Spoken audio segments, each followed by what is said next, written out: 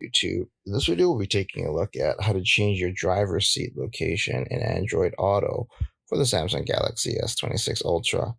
This will work for the S26 Ultra, S26, and the S26 Plus as well. If you like this kind of content or find this kind of content helpful, leave a message down below. Don't forget to subscribe, and thanks for watching.